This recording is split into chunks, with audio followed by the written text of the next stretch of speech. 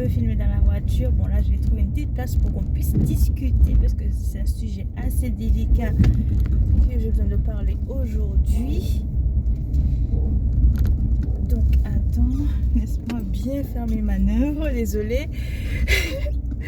Mais en tout cas, je te retrouve dès que je serai arrivée. À tout de suite.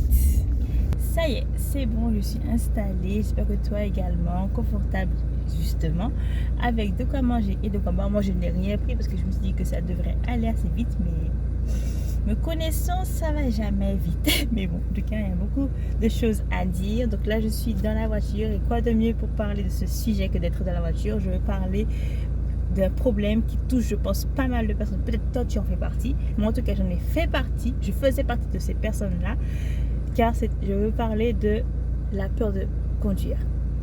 Oui, j'en ai fait partie, j'en ai fait une vidéo dessus justement qui t'explique le pourquoi du comment ça se manifestait, d'où c'est venu justement le pourquoi.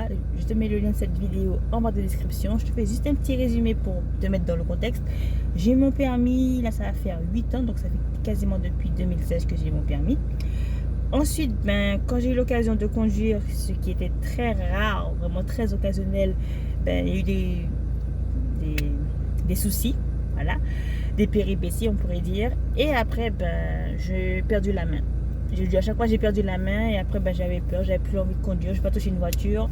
Et là, ce qui ramène à aujourd'hui, je te fais cette vidéo parce que j'ai mis depuis, on va dire, les 3 ans que j'ai été avec mon compagnon actuel, des petites actions qui au fur et à mesure, comme on dit, petit à petit, l'oiseau fait son nid, c'est graine d'iré qui a fait sac d'iré. Voilà, ça ma citation, je crois, de toutes mes vidéos, en plus de Arlotte Soleil, mais vraiment j'aime trop. Donc en gros, bon, on revient dans le thème de la vidéo. Donc la première action que je peux te donner, peut-être ce sera aussi une astuce pour toi qui peut-être a cette peur là, c'est de te dire de faire des petits parcours. Parce que j'avoue que c'est pas comme si genre du jour au lendemain tu as ton permis, tu fais les grandes routes. Ça peut arriver, mais si tu as ton permis plus la peur comme je l'ai eu, là dans ce cas il faut faire des petits parcours. Pour ceux et celles qui connaissent la Martinique, je suis sur Chelcher et j'ai fait de chez moi au bout de Chelcher un petit parcours le plus simple, voilà.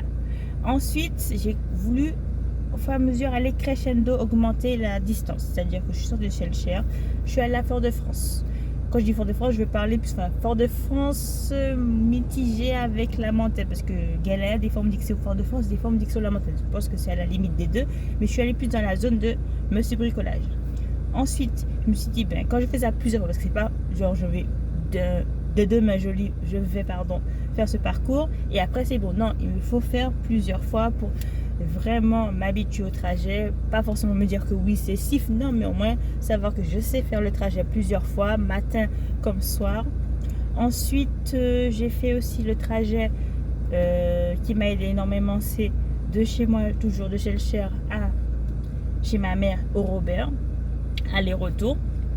Et après, je sais pas ce qui m'est arrivé. Bon, en même temps, il faut dire mon petit côté fofolle a pris les dessus. C'est une fois, j'avais envie de sortir, prendre l'air, aller à la mer. J'ai côtoyé une amie à moi. Si tu passes par la ligne, je fais de très gros bisous. Voilà, elle se reconnaître. Et donc après, je suis sortie de chez moi Chelcher et je suis arrivée chez elle à Ducos. Et ce qui n'était pas prévu, de base, parce que tellement c'est chez elle que j'allais aller. C'est une petite story time dans ma vie. Anecdote, je dirais. Et on est allé jusqu'au Marin. Oui, c'est quasiment faire toute la Martinique d'un coup comme ça, parce que j'avais jamais fait ce trajet encore. Bon, c'est pas le plus dur, comme c'est quasiment des plateaux que tu as, c'est vite fait des ronds-points, embouteillage, mais c'est pas la mort non plus. Donc j'ai fait ce trajet-là, revenir sur Sainte-Luce pour aller après la déposer à son travail et après moi revenir à mon domicile à Chelcher. Donc en gros, c'est pour t'expliquer que la première astuce, c'est de faire des petits trajets et à force de te réhabituer à faire ces trajets-là, tu augmentes progressivement la distance, la durée. Après, des fois, si tu as l'occasion, parce que des fois, ça peut aussi faire peur de conduire seul, si tu as l'occasion, l'opportunité de le faire, d'être accompagné, tu peux. Sinon, je t'invite, c'est une deuxième astuce, de faire un peu ce qu'on appelle de la méditation. Je pense que tu sais de quoi je parle, qu'on entend tout le temps parler de ça. En fait, c'est je parle de méditation, respiration. Parce que déjà, avant de prendre le volant, moi, ce que je fais, bon, maintenant avec l'habitude, ça devient automatique. Je m'assois dans la voiture. Je visualise le trajet que j'ai à faire en fermant les yeux. Je prends le temps de respirer, d'inspirer, expirer tranquillement, me disant ça va aller, je sais rouler, je sais faire, je suis capable. C'est pas infaisable, c'est pas impossible pour moi, j'y arriverai. Oui, j'y arriverai. Voilà, c'est faire une visualisation, se donner des encouragements, des pensées positives, parce que j'avouerai que à chaque fois se dire non, je ne pourrai pas, je ne sais pas faire, je suis bonne à rien, ça ne va pas t'aider du tout. Ensuite, comme troisième conseil, après, vraiment, si malgré tout, ces astuces que j'ai données, tu n'arrives toujours pas, on va dire, à aller au-delà de cette peur, là, je t'invite, là, c'est plus, un cas plus critique, plus grave, plus spécial. Oui, un cas plus spécial. Je t'invite d'ores et déjà d'aller voir un professionnel. Tout simplement, comme je dis dans toutes mes vidéos, parce qu'on n'a pas la sauce infuse. Chaque cas est différent. Moi, c'est comme ça que je l'ai fait. Ça a fonctionné. Peut-être ça a fonctionné pour toi, mais pas forcément pour d'autres personnes qui ont ce même genre de problème dans leur vie.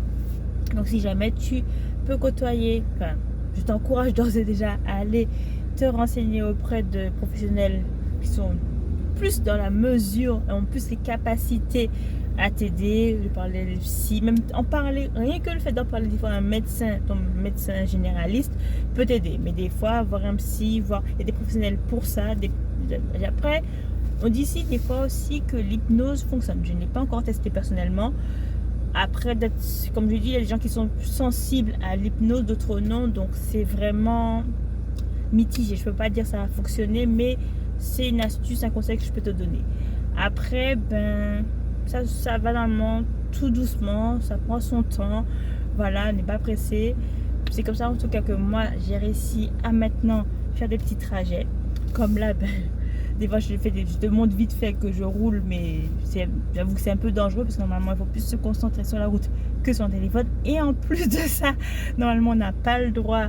Je me mets des fois en danger pour toi. J'espère que tu l'as remarqué. Il faudrait que si j'arrête, je vais m'arrêter, te parler. Je peux vite fait filmer, mais des fois, il ne faut même pas montrer que tu as un téléphone, même si pour utiliser le GPS, mais il ne faut même pas montrer. Il faut que ton téléphone soit dans la boîte à gants ou sur le siège passager. Donc j'espère que cette vidéo t'a plu. C'était une vidéo assez courte, mais il y avait beaucoup de conseils, beaucoup d'astuces qui ont fonctionné pour moi. Comme je dis, chaque cas est différent, peut-être ça a fonctionné pour toi. Donc je les répète pour vraiment t'énumérer. Le premier, c'est de t'habituer à reprendre la route en faisant des petits trajets et d'augmenter progressivement la distance et la durée. Si tu peux le faire seul, ok, c'est bon. Après, si tu peux également, tu n'arrives pas à rouler seul, demande à t'accompagner. Mais comme je sais que des fois c'est pas possible, c'est pas faisable parce que tout le monde a une vie, tout le monde a des priorités, des occupations, donc c'est un peu délicat. Mais si tu peux, tant mieux. Ensuite, le deuxième, ce serait une astuce avant justement de prendre la route. Bon, j'ai mis un peu dans le désordre, mais je pense que tu as compris où je veux en venir. De faire un moment de visualisation, faire de la gratitude, faire de la gratitude, visualisation, méditation, respiration. Parce que comme j'ai dit, tu visualises le trajet que tu as à faire, tu te dis que tu peux, tu vas y arriver, tu es capable de le faire. Et non l'inverse, tu ne te dénigres pas. Loin de là, c'est déjà assez stressant, angoissant pour que tu le fasses. Et après ça, tu te dis que ça va aller. Tu relativises, tu déstresses. Il le faut, tu écoutes de la musique, tu écoutes un podcast.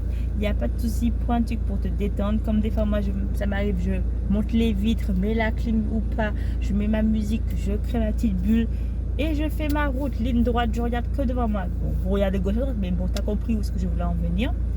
Et le troisième, c'est vraiment pour les cas qui sont spécifiques, qui sont spéciaux.